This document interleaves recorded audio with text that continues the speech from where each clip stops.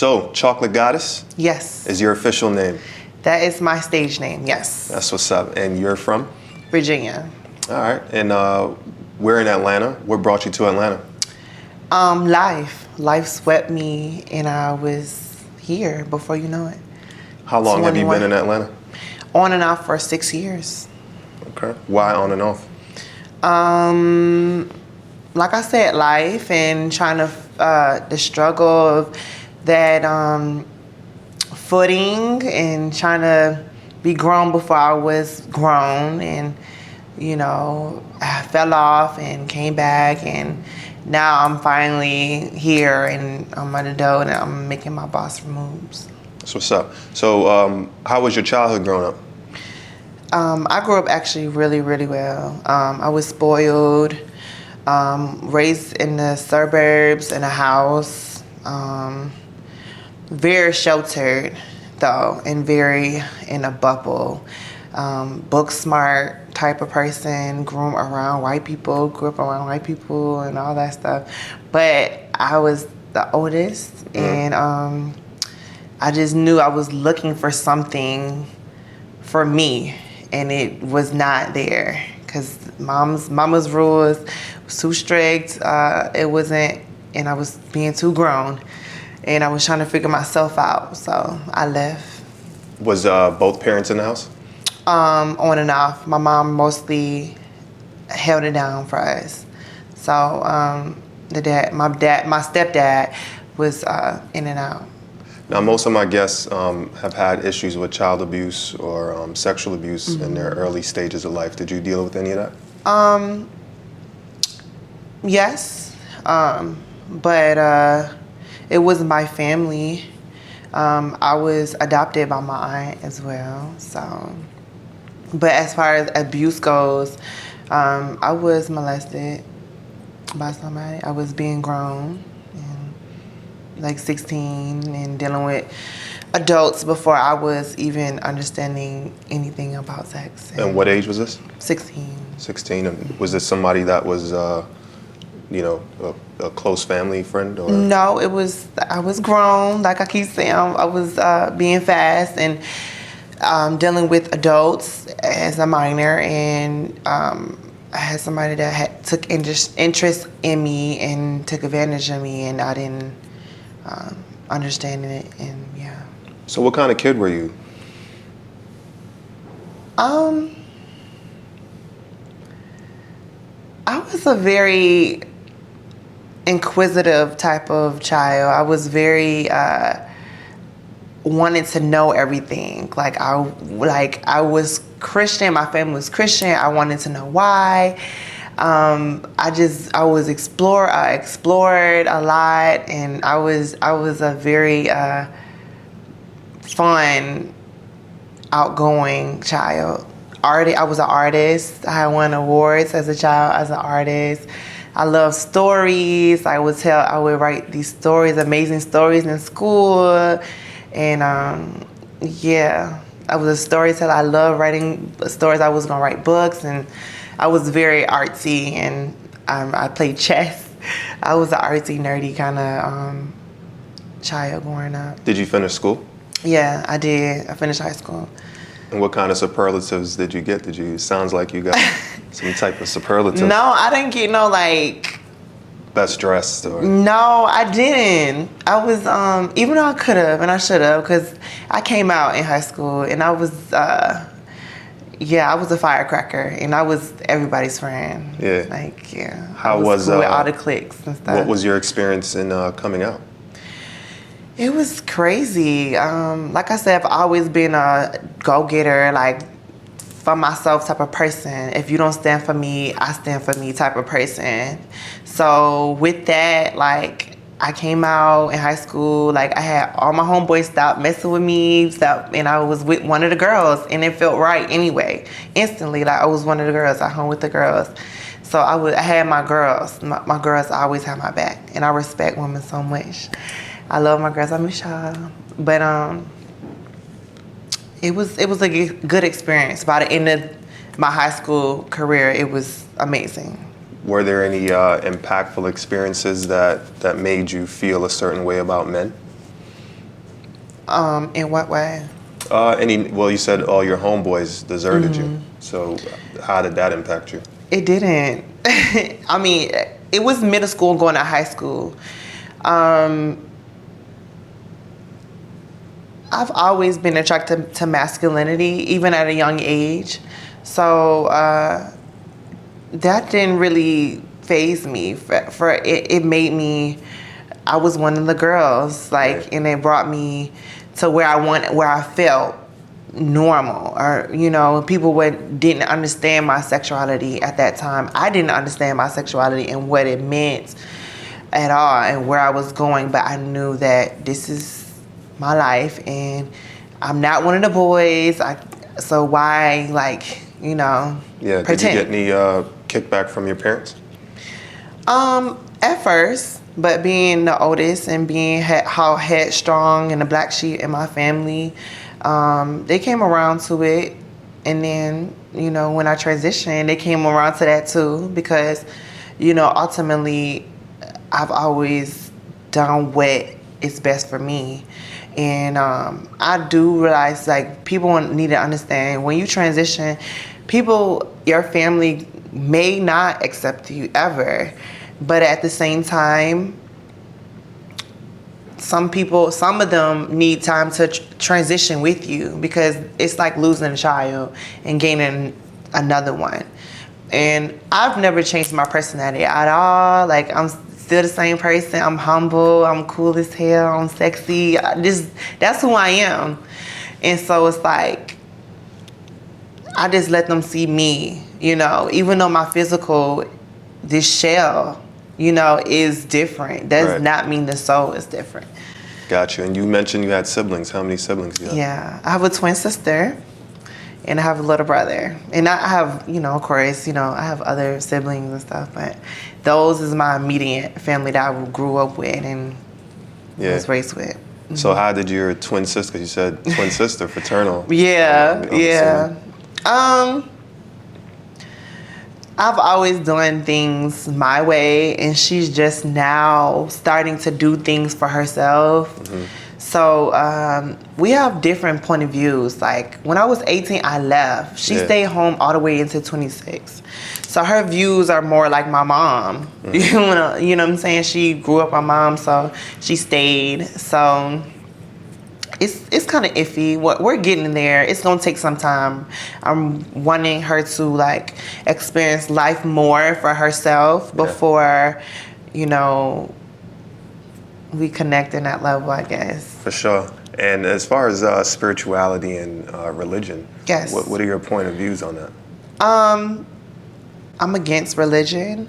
I feel like religion is a way of control, and they controlled our people for centuries, and it's a conquering type of aspect of life, and it holds people captive in their beliefs. And I'm a spiritual person. I'm wholeheartedly spiritual.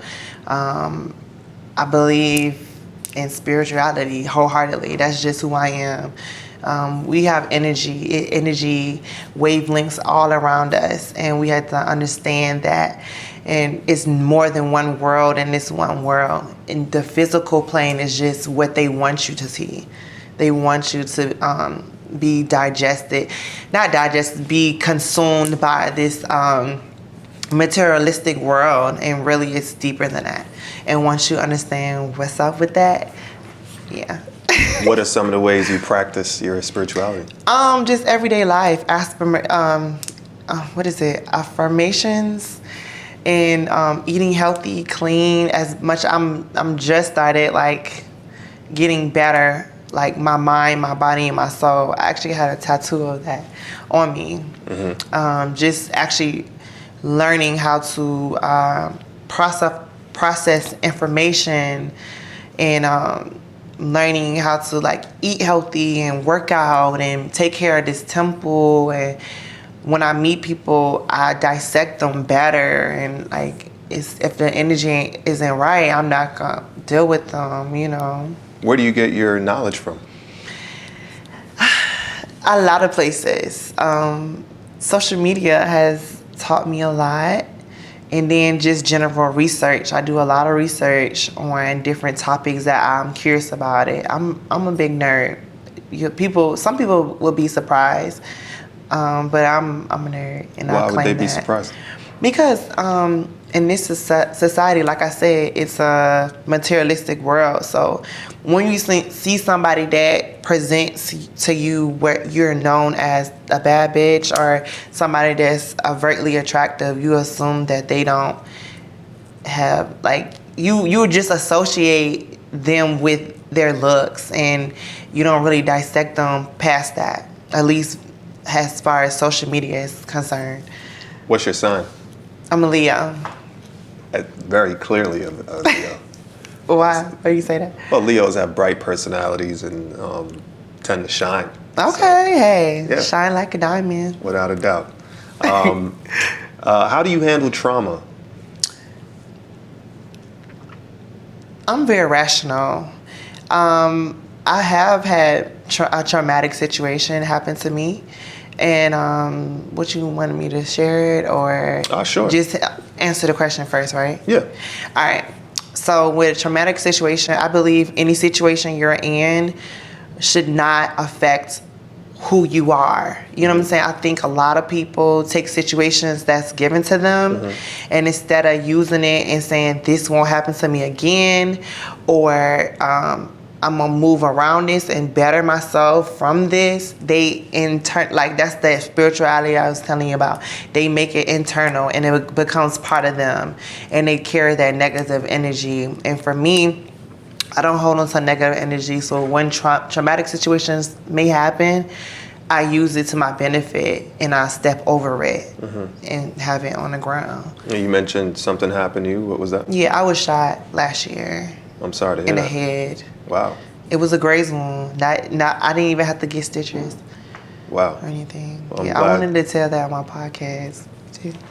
I'm sorry about that. I'm really sorry to hear about that. What was the situation? Was it a It was a robbery. It was an attempted robbery. I was in Florida. I was gonna move there, and some guys. I was trying to build a life there. I like warm weather. I don't like cold weather. So I moved there. I was hustling, doing my thing, starting a life. And I had met these guys, and this guy, and I thought he was gonna be my friend. We had relations, and it was gonna be something. One particular night, I went with him. And we went out. Well, we supposedly went out, and he had his brother there, which was supposedly gay, which wasn't even like that. We was drinking and smoking, and they was having a lot of side conversations, and I felt the energy, I felt the vibes, I felt it. But I really, at that point, I was so open and honest and comfortable. I didn't know I was in harm's way. Long story short, they attacked me in my car, and I fought back. My car, fortunately, gave out from the attack, and we fought outside. And I fought for my life. I fought for my possessions, because they tried to rob me, but I didn't let them just take my stuff. Like, and I was like, "Oh, we doing this?" Like, once I really realized that this was gonna happen, I fought back, and that's when I was shot. What was the aftermath of that? After when I got shot? Yeah, what, did they get arrested? Yeah, they were arrested. They actually left. They left evidence in the car. They left a phone in the car. They left stuff in the car. They had pictures of them with a gun. They threw the gun in the river. They ran to Georgia. They were caught. As far as I know, the guy that I was dealing with that planned the whole thing didn't get no charges or nothing. His brother, unfortunately, the shooter, that was his brother, is the one who got charged. So have you ever had a 9-to-5? Of course, yes. Well, yes, I have. Where'd you work? What was your first job? My first job was at the baseball field. Working, I worked at a baseball field as like the candy person. Yeah, in Virginia. Yeah. What base is not a major league baseball? No, it was like little, Minor league. it was like a, what is it called? a summer job type of thing. Yeah. I think I was probably like 14, 15. Yeah, I was scheming back then, child. Do you have a large internet presence? No, and that's my fault. I'm just now getting comfortable. This is an amazing time of my life. Like, I'm just now coming to fruition with everything, like, full circle. So my presence was always, like, if I was to do it back then, but everything is in time. And this is, I guess, my time to really, All right. Yeah. So you spoke about what you wanted to be. Yes. Can you tell us a little bit about what you are right now? As far as work. I am an adult entertainer, and I say that loosely. I'm a dancer. I love to dance, and I actually dance for real. And I'm a content creator, but my content mostly pertains myself. I just got the curves in all the right places, and some people don't have them like me, but let me stop. So what are your aspirations with your content? What are you trying to get across? I'm trying to elevate it to a different sense. Like, okay, everybody knows about porn. Porn is just going around crazy. Everybody can do it. Anybody, if they really, whatever. My goals with my content is to really change that narrative or of like just sex, because I don't have partners usually in my work. It's just me.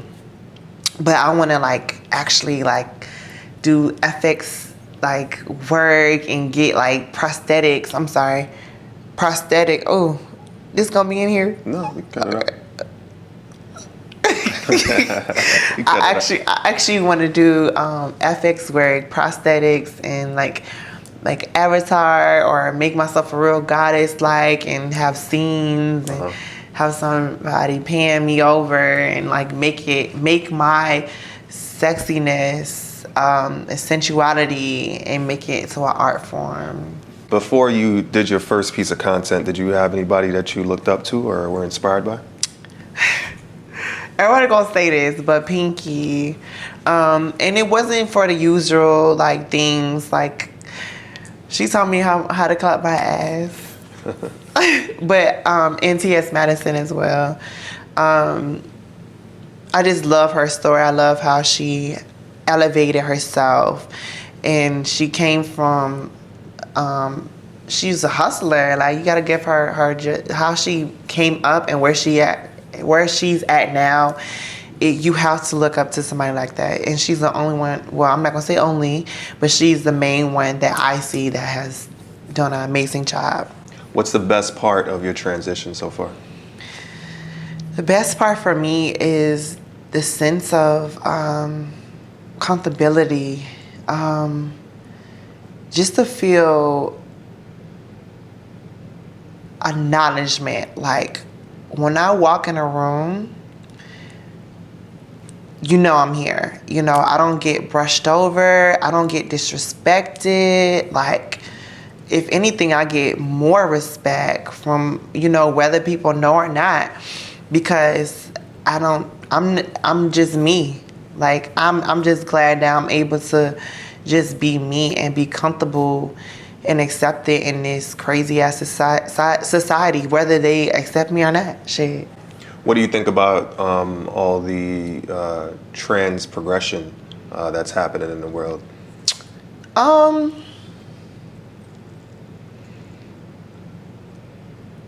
like it, but I don't like. It's iffy with me, just because, like, okay, some people transition for like art, like weird reasons. Like, I have people come to me and like want to transition for like just because, or don't have no real reason, or it's not them.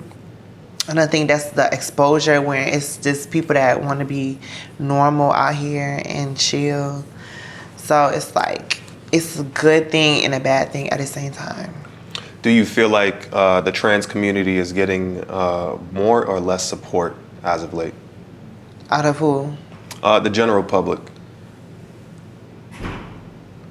Honestly, I really don't care. Because the general public don't make me who I am. You know, support is always good. But ultimately, most of us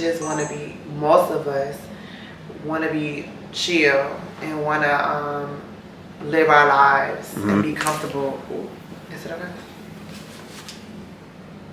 Is it okay? Yeah. I don't like this conversation. You don't like this part? No, I don't like this conversation. We talking about other people and shit. People gonna rip me to shreds. Who? Cause my viewpoint, people, if they see this, cause my viewpoint on transness and other people's viewpoint do not line up. Okay. Now I dig it. Would you date another adult content creator? Wow, is that one of the questions? Mm-hmm. No, I'm never say no. Never say never. Maybe depending on what kind of content they're making. If they're like making minimal to none, like just themselves, like me, or like. But if they are here, you know, unless it's like a lot of money for scenes, if they're really big, yeah, maybe. I'll never say never. You know. Have you ever been in love? No, I have never been in love. Are you looking for love? Do you want to get married? I would love that to happen in my future. Children? I think it could.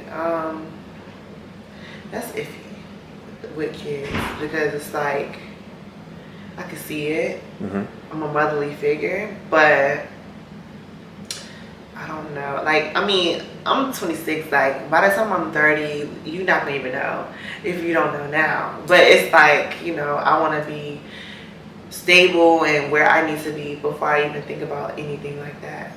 You know, I never been in love. I never had, you know, all this stuff.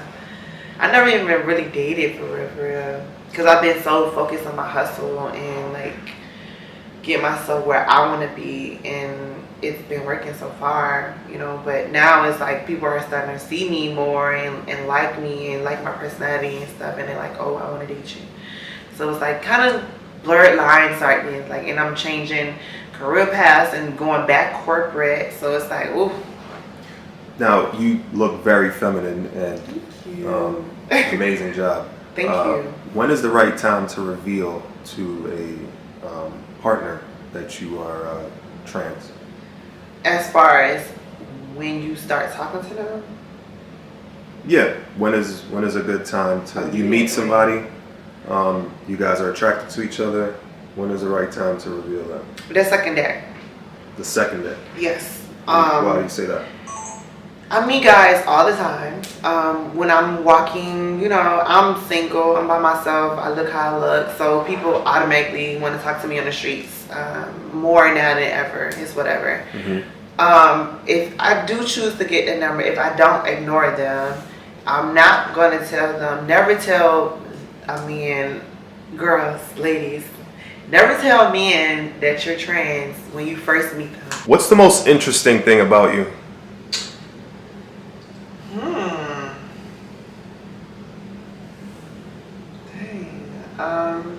As far as what, just in like one thing that like interesting fact, or I mean that's so hard to just say a statement like that. Yeah. What's the first thing that comes to mind about your personality that makes you interesting? I'm very, very, very creative. Like, if like you put something in front of me, I'll find a way to have a creative take on it. Mm-hmm. What do you do in your downtime? Research, work out, eat healthy, watch movies. I like museums. Like I like fun stuff. Like I like stuff to stimulate me. Play cards. I just started playing cards again. Like I like games and things that stimulate the brain. So, What's your favorite card game? I just learned how to play Tunk. Like I say, I'm just learning how to play cards again. So I used to play chess. So I was like, everybody like, oh, well, I don't know why spades is like that main card game. I need to learn how to play spades now. But I just learned Tunk, and I like that game because you really like gotta be strategic and like, yeah. I heard it's a hood game, but whatever. Supposedly it's the Black Family Reunion game. Right, that's what I heard. So. What's the nicest thing someone has ever done for you? The nicest thing somebody has ever done for me is take me under their wing and really show me what it means to be stable. And who was that person? A friend, a very close friend. They took me, I was in a very dark place, and they took me and showed me my value when I didn't see it, and showed me how to be stable again. Because of course I was stable growing up, but then throughout all my trials and tribulations, I had lost that sense of stability and was numb to it. And they took me and dusted me off and showed me, baby, you're worth more than this. So. Do you save? Excuse me? Do you save? Yes. Yes, I do. And All my OnlyFans money is saved.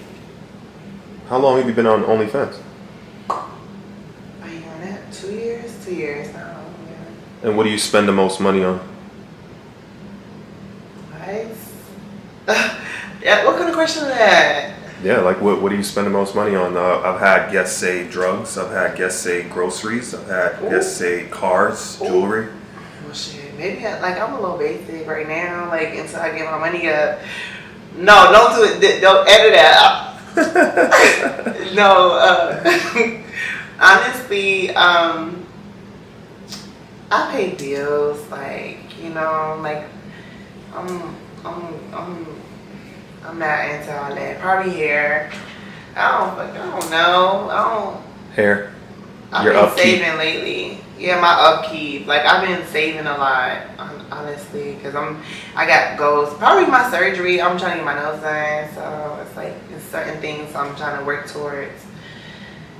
So I'm saving my money. So I'm not spending a lot of money. I'm just only spending on you said upkeep. Can this lifestyle be addicting? It can be if you allow it to. I know girls that's like 40 plus living that crazy life, and for me, I really look at it like a well-rounded stripper. You know what I'm saying? You got a certain window you want to do this, so get the most money out of them and keep it pushing and save so you can invest in start a business. So that's where I'm at right now. I'm at the point where I'm hustling, creating my own life, about to go back to school, like trying to do it right. So by the time I'm 30, I have a house and I'm stable and I can say I did it. That's where I'm at right now. What's the strangest request you've ever gotten as a dancer? Come on now, are you serious? I don't know why I keep asking you that. It's a lot of strange requests, have sex with me, I'm there to dance, I'm there to perform, and it gets saucy. That's the name of the game. You get guys that want head, you got, I don't have strange requests like pee on me, some crazy stuff. I'm dancing and I take my job seriously. I come there, I work, I perform, literally I perform, and then I go.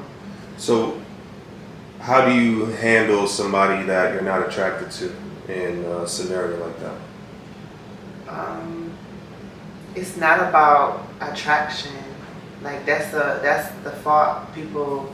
It's not about what they look like, is that money in their pocket. So at the end of the day, what I'm gonna do is sell it, and sell it real sexy and real sensual, and you're gonna love it, and you're gonna spend that big guap. because I'm gonna ask for it right there, and you're gonna want to give it to me, and you're gonna give it to me, just because I'm giving you what you want, the fantasy. Do you travel for work? It depends. I get guys that want to find me out. We're expanding. I'm trying to actually do a business mock-up with my boss and try to like expand this type of dancing to different states. We need it. Like the girls, like we too bad. We sexy as shit in here. I'm sorry, because so yeah. What's the best city to work in? I mean, I'm in Atlanta for a reason.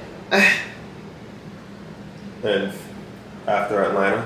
I mean, I travel. I've danced in Atlanta, Tampa. Tampa is cool. There's a lot of dancers there. Fort Lauderdale, like I knew a new club in Alabama. It's different clubs, but the market of dance I'm doing is not mainstream enough right now, and we had like we're trying to get it there. Like this is the year where we're trying to like get trans dancers out there, and like it's hot. Like, You want to shout out where you work? Hush Night, Tokyo Valentino, lit. That's what's up. What have you learned about men through this experience? So much. Men are very interesting type of beings. The good, bad, and ugly. And I just think,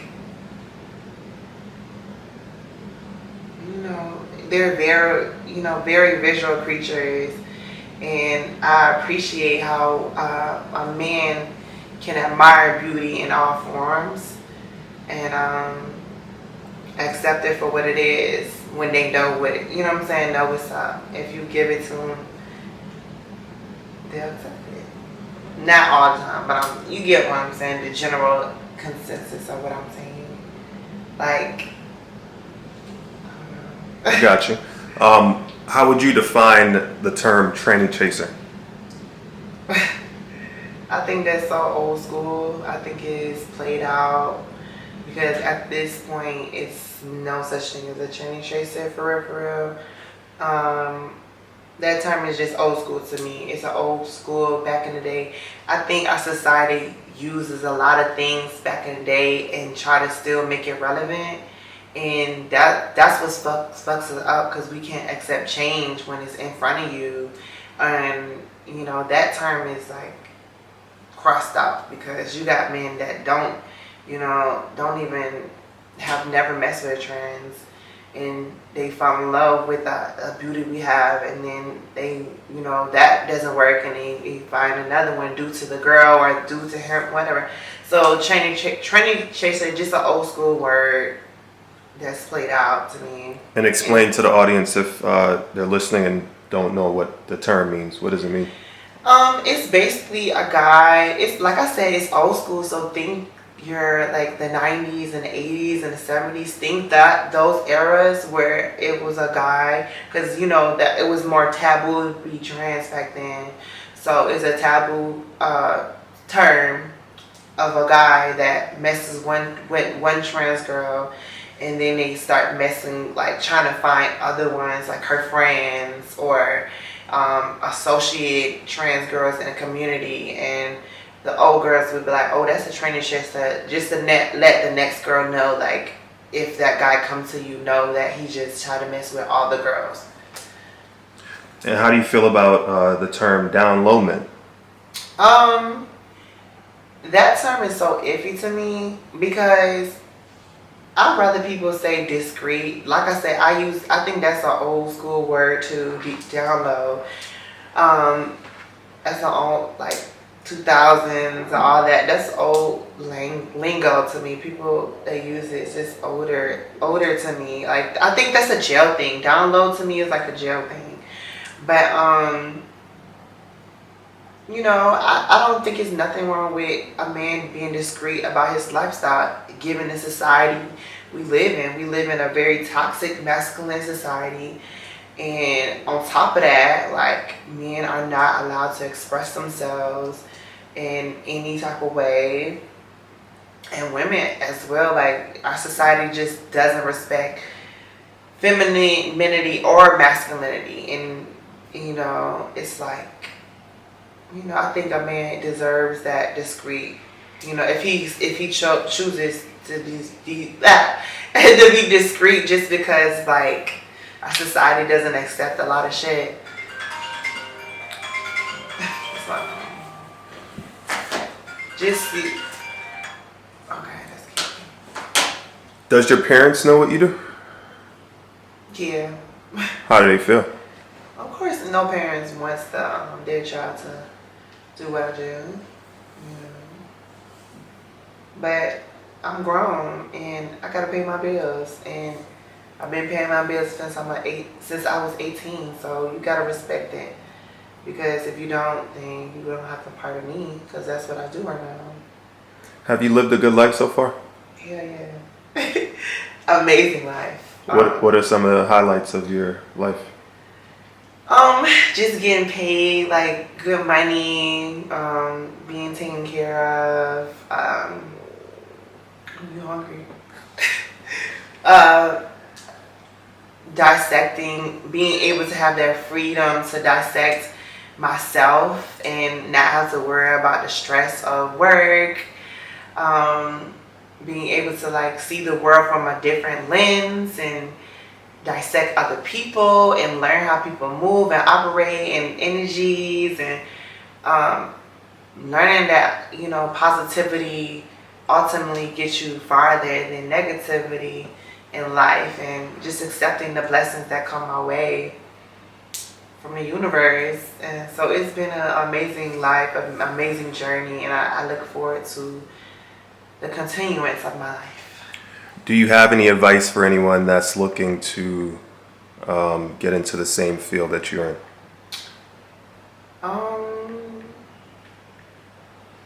I wouldn't advise anybody to really get into this field unless you have a very strong mindset, because I've seen a lot of girls, you have to have goals and ambition and drive and a strong mental background to get into a field like this, because at the end of the day, you're going to be subject to other people's opinion, and you'll see people that girls or whoever that look better than you, or you think that they look better than you. You have insecurities about yourself. You have to have very, very mentally grounded with yourself. The men, they might not treat you how you want. It just takes time. It's a process. And have your goals together if you're going to go in this field. Get your goals. Get in, get out, get that paper, get that real bag. Don't be scared to get that money, and be safe and aware of your surroundings at all times. What's next for you? What's next? I want to start my own podcast. I've been talking about it for years. Like I said, I want to get this fantasy film thing going. I'm going to school for communications to help me with that. And I'm about to start a job, so I'm about to hustle on the side and get my job and just basically live a well-rounded life instead of just one side of the coin. I came from book smarts, and then I had to learn how to be street smart, so I'm just going to incorporate the two where I'm still like in my 20s, so I can just hustle faster and hustle harder. What's your podcast going to be about? My podcast is gonna be about so much. I want to talk about the stuff that we don't talk about in this society, as far as like how the government is, conspiracy theories, tap into Black excellence, understanding that Black dark is beautiful, and understand melanated people deserve their place, and we can be smart, and we are smart, like we are the chosen people. I should have said, but we're beautiful, and just dissecting and diving into that conspiracy world and kind of nerdy stuff. All right, so you're hosting a dinner. Okay. And you get to invite 5 guests from the past, the present, dead or alive. Who are those 5 people? Okay. Like anybody. Past, the present, dead or alive. All right. First of all, my grandma. Me and my grandma, I haven't talked to her for years because I was scared. She's very Christian. So, and I don't, you know, and she's older. So I would love to invite my grandma. And she can cook. She can cook anything. The lady can cook. Lauryn Hill, that's my favorite music artist. I would love to dig in her mind, even though they tried to destroy her, the industry tried to destroy her, but she's still here. I don't care what nobody's saying. Lauryn Hill. Who else? Dang. Got 3 more. That's a hard question. Like, why you put me in a spot like that? That was, you could have told me. I don't even know who else I would invite. Present, present, dead or alive. Ooh, like, I don't know. 3 more people. I don't know. Like, Amy Winehouse. I love her music. I think she was wronged. I would love to hear her viewpoint in the industry as well. 2 more people. This is gonna be weird down here. I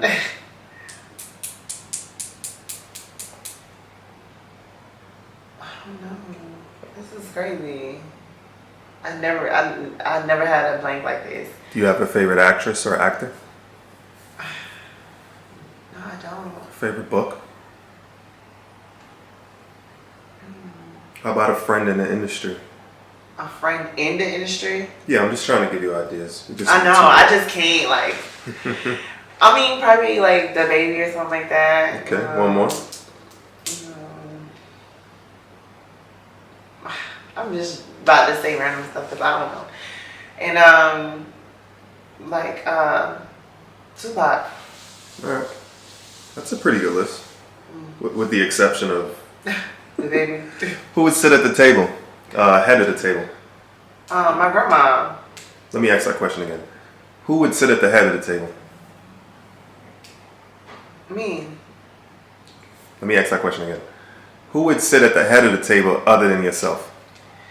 Okay, that's what I'm saying. The head of the table, if I'm hosting a dinner, I would, you know what I'm saying? Don't make it seem like but... No, I messed up asking, so I wanted to re-ask it again on the podcast. Alright. So, who would sit at the...